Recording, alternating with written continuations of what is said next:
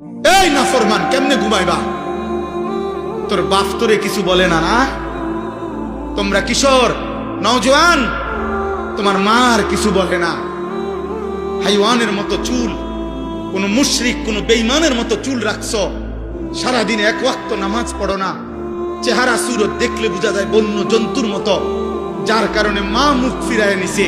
আরে বদনসিব, তোর দুর্ভাগা কপাল, তোর বাপে আর তোকে ডাকে না, তোর মা তোকে ডাকে না। এক ঘরে ঘুমায় 365 দিনে কোনো দিন তোমারে কেউ ফজরের নামাজের জন্য উঠায় নাই। আল্লাহর কসম, এটা তোর উপরে অভিশাপ ছাড়া আর কিচ্ছু না।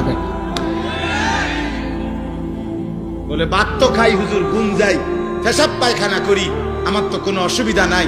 এগুলো আল্লাহ তাআলা খাবার, পেশাব পায়খানা, ঘুম আর ওই লজ্জাস্থানের চাহিদা, এটা কুত্তারও পূরণ হয়। কুত্তার কুত্তার কুত্তার কুত্তাও খায়, কুত্তাও ঘুমায়, কুত্তাও পেশাব পায়খানা করে, কুত্তারও লজ্জাস্থানের চাহিদা পূরণ হয়, নয়তো কুকুরের বাচ্চা হয় কেমন?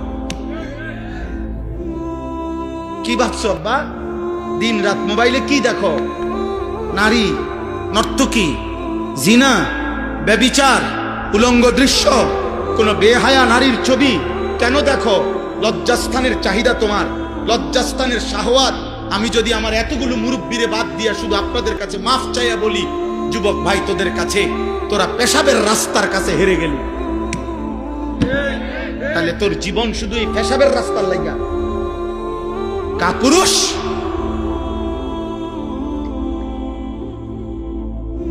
আর একটা মানুষের সৃষ্টি, এই মাথা, এই চোখ, এই চুল, এই চেহারা, এই হাত, এই নাক, এই দিল, এই দিমাগ, এই আসমান ও জমিন, এত কিছু দিয়ে আল্লাহ তাআলা সাজিয়েছেন শুধুমাত্র এই যৌন চাহিদার জন্য, এক নারীর জন্য। প্রিয় বাপ, তুমি কি করছো? বলো না নওজোয়ান, বলো কি করছো বাপ? তোমরা কি করছো? কি শুরু করছো তোমরা? সুখ মিলবে না বাপ, খোদার কসম, গুনাহ সুখ দিবে না। লাহুম আযাবুন আলীমুন ফিদ দুনিয়া ওয়াল আখিরাহ। কোরআন শরীফের সূরা নূরে 18 নম্বর পারায় স্পষ্ট আছে, আল্লাহ বলে যে সমাজ মুমিনদের, যাদের দ্বারা অশ্লীলতা, বেহায়াপনা, ফাহিশা, নারী পুরুষের অবাধ মেলামেশা, জিনা ব্যভিচারের অবাধ পরিবেশ, চরিত্রহীনতার অবাধ পরিবেশ চালু হয়, খোদার কসম আল্লাহ বলছে আমি তাদেরকে দুনিয়াতেও কঠিন আযাব দেব, আখিরাতেও কঠিন আযাব। লাহুম আযাবুন আলীমুন ফিদ দুনিয়া ওয়াল আখিরাহ। ফিদ দুনিয়া, ফিদ দুনিয়া মানে দুনিয়া, দুনিয়া যে দুনিয়া এটা বুঝেননি। দুনিয়া শব্দের অর্থ দুনিয়া কদ্দুর বুঝছেননি। অতএব আমার দাদার বয়সীরা, তোমার, ওরা হয়তো তোমার আগে কবরে চলে যাবে, তোমার বাবার বয়সী কবরে চলে যাবে, কিন্তু তোমরা 14, 16, 18, 20, 22 বছরের ছেলে, যে পরিমাণ তোমরা যা করছো, তোমাদের আগামী ভবিষ্যৎ তোমরা মুসিবতে ফেলে দিবে।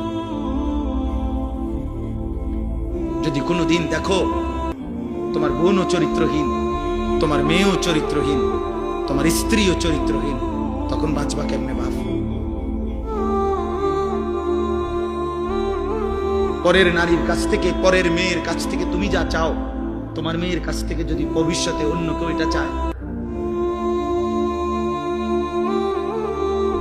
ওই ঘরের বোন থেকে তুমি যা চাচ্ছ হারাম সম্পর্কের মাধ্যমে, তোমার আপন বোন থেকে যদি সেটা কেউ চায়,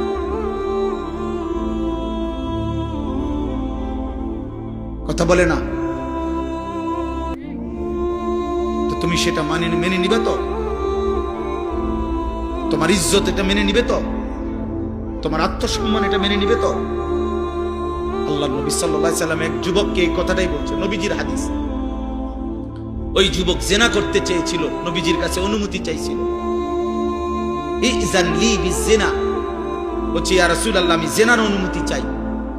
আল্লাহ নবী সাল্লাল্লাহু আলাইহি সাল্লাম তাকে 5টা প্রশ্ন করছে ওই যুবককে। এই কিতাব আমার গাড়িতেও আছে, আরবি কিতাব।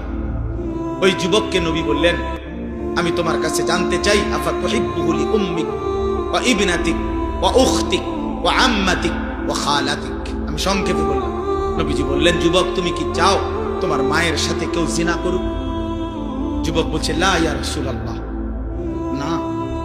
তোমার মেয়ের সাথে না, তোমার বোনের সাথে না, তোমার ফুফুর সাথে না, তোমার খালার সাথে না। আল্লাহর নবী বললেন, ওয়ালান নাসু লা ইউহিব্বুনাহু লিউম্মাহাতিহিম ওয়া বানাতিহিম আখাওয়াতিহিম ওয়া আম্মাতিহিম ওয়া খালাতিহিম। তাহলে যুবক মনে রেখো, কোনো মানুষও চায় না তার মায়ের সাথে কেউ জিনা করুক, তার মেয়ের সাথে কেউ জিনা করুক, তার বোনের সাথে কেউ জিনা করুক, তার ফুফুর সাথে কেউ জিনা করুক, তার খালার সাথে জিনা করুক। তুমি যা চাও না অন্যরাও তা চায় না, তাহলে তুমি কিভাবে করবা? ওই যুবক তখন চোখের পানি ফেলে বলছে, ইয়া রাসূলুল্লাহ, আমি কসম করে তওবা করলাম, এমন নাফরমানি আমি আর কোনোদিন করব না। আল্লাহর নবী তখন কাছে টেনে তার বুকে হাত দিয়া ওই যুবকের জন্য নবী 3টা দোয়া করছে। আজকে কিশোর যুবক, তোমরাও যদি কেউ নিয়ত করো যে হারাম ছবি, হারাম নারী, হারাম দৃশ্য, হারাম বিবাহ বহির্ভূত কোনো মেয়ের সাথে কোনো সম্পর্ক করবা না, অশ্লীলতার বেহায়াপনা করবা না, তো আমি ইনশাআল্লাহ এই দোয়া তোমাদের জন্য করব। 30 বছরের নিচে, 30 বছরের নিচে যাদের বয়স, তোমরা হাত তোলো। দেখেন কি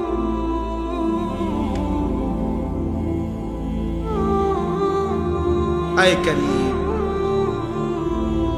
আল্লাহ তোমাদেরকে কবুল করে। তো নবী সাল্লাল্লাহু আলাইহি সাল্লাম ওই যুবকের জন্য 3টা দোয়া করছেন।